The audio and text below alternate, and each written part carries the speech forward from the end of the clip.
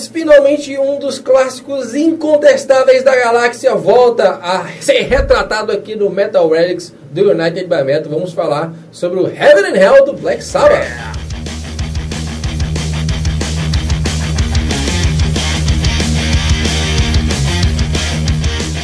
No final dos anos 70, todos os integrantes do Black Sabbath eram especializados em tóxicos.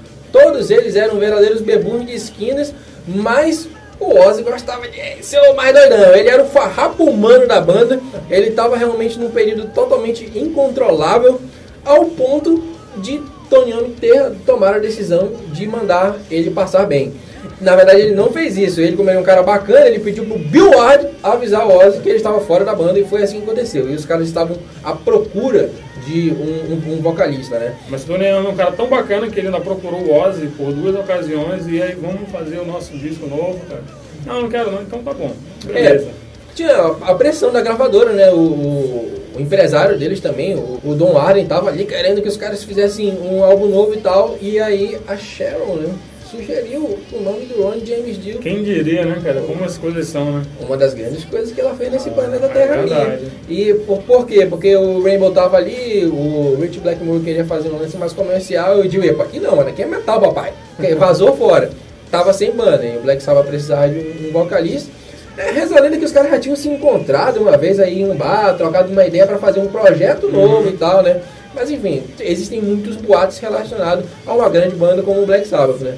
Mas o fato é que o Ozzy saiu da banda em abril de 79, e em junho desse mesmo ano chegava ali de forma oficial o Ronnie James Dio, né, cara? Que, digamos que ele fez uma revolução ali na banda, né, cara?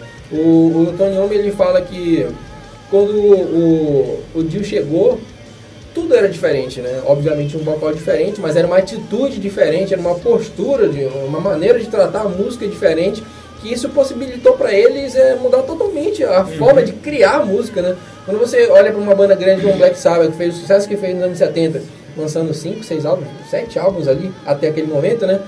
A gente não entende coisas pequenas, como o fato de que eles não tinham uma ideia diferente de composição de música da que eles tinham. Eles não sabiam como outras bandas, por exemplo, trabalhavam com composição de música, né? A chegada ali do Ronnie James Dio abriu um leque para eles muito grande. Os caras puderam fazer composições de forma diferente. Ele até fala uma coisa, não criticando o Ozzy, ele fala na biografia dele que o Dio, ele cantava cortando os riffs, né? E o Ozzy cantava acompanhando. Ele sempre cita o exemplo mais clássico, que é o de Iron Man, né? Ele cantava junto com os riffs. Tem vários outros casos que o Ozzy simplesmente acompanha o riff. Justamente, e aí, digamos que essas possibilidades que o Dio trouxe para a banda fez com que a banda realmente mudasse o seu som. E aí já entra um outro critério, né? Tem muita gente que é intocável aquela fase ali do Ozzy, né?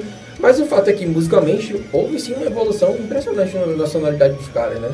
E tudo que aconteceu com a história do Dio no Black Sabbath sempre foi uma coisa meio cheia de confusões, algumas mal entendidos, que, inclusive, até mesmo no Heaven and Hell, ele chegou a pensar em abandonar antes mesmo deles gravarem um álbum.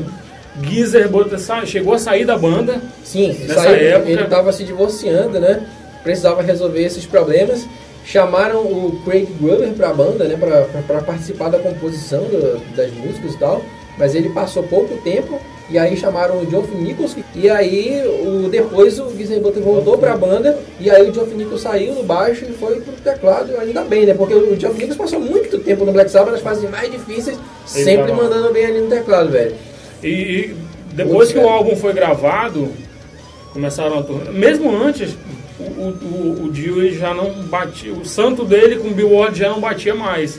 E tanto é que depois ele passou a exigir do Tony Iommi que tomasse uma decisão com relação ao Bill Ward por causa do alcoolismo, drogas, que ele estava atrapalhando a banda. E os caras, como é que a gente vai tirar o cara da banda que ele está com a gente desde o começo? É uma situação complicada. Ainda sobre essa questão dos baixistas, foi um maior rolo, né? Porque foram 3 pessoas envolvidas no processo. Aí a música Heaven and Hell, por exemplo, é acreditada ao Geoff Nichols, né? As passagens de baixo. O Craig já falou em entrevistas que ele gravou o álbum todinho, que a ajuda dele foi bem substancial. E aí o Tony Iommi, ele falou em uma biografia, tempos depois, que reconhece que realmente ele gravou tudo isso, só que quando o Geezer voltou pra banda, ele refez as linhas de baixo sem ter escutado as gravações do Craig. Mó bolo, velho, mó zoeira. Fica até difícil você saber quem foi que criou aquela porra realmente. E isso é um detalhe importante, porque se vocês, não sei se vocês já perceberam isso, as linhas de baixo desse álbum, elas são magníficas, cara. Magníficas. E são a cara do Geezer Butler, velho. É difícil imaginar que não tenha sido ele.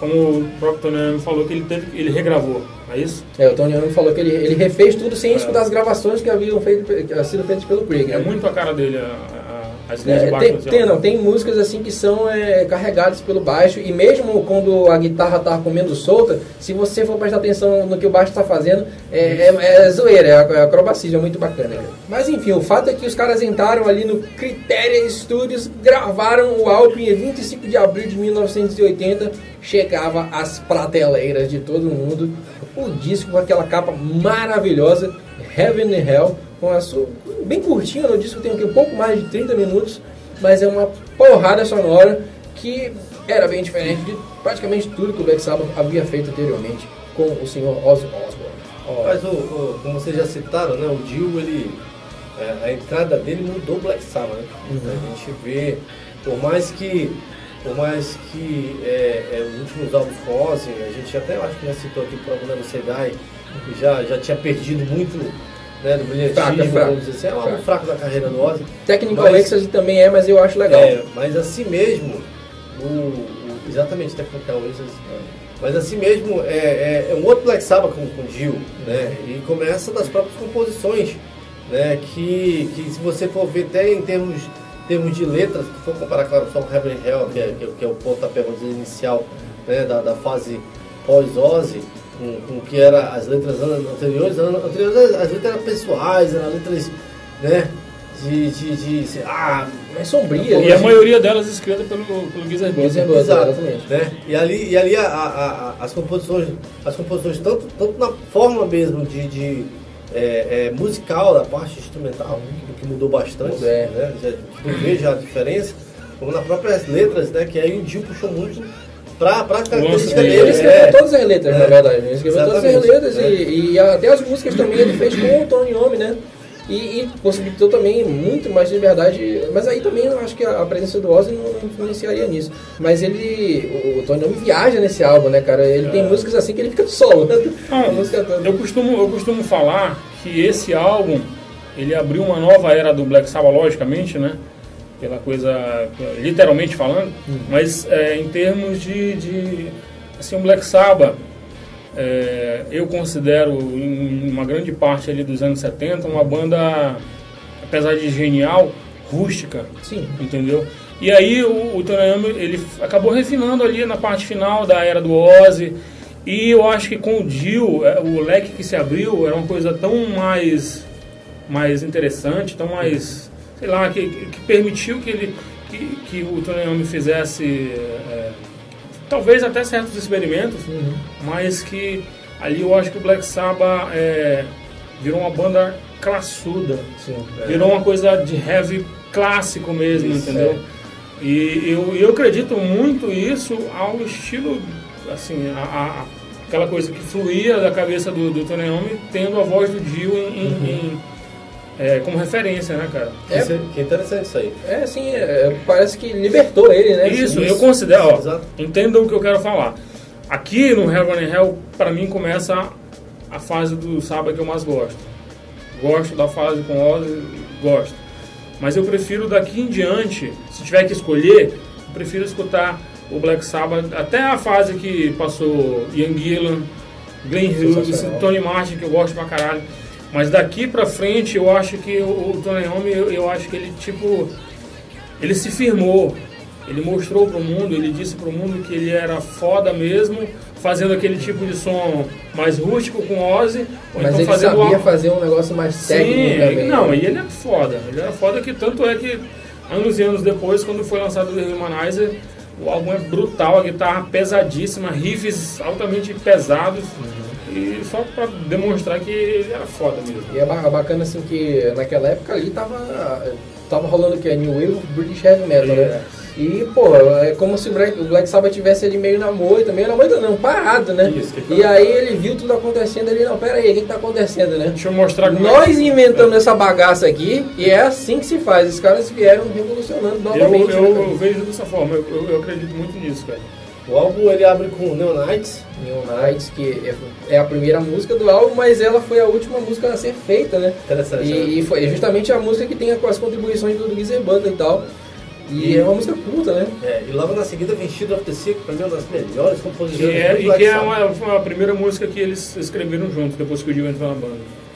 Isso, justamente foi tipo no ensaio, né? Era uma música que tem até, o Tony Iommi já disse, que ele tem guardado gravações com o Ozzy cantando ela, mas era outra letra, era uma outra situação, a música foi totalmente transformada para ser adaptada. Uma curiosidade para saber como de repente não...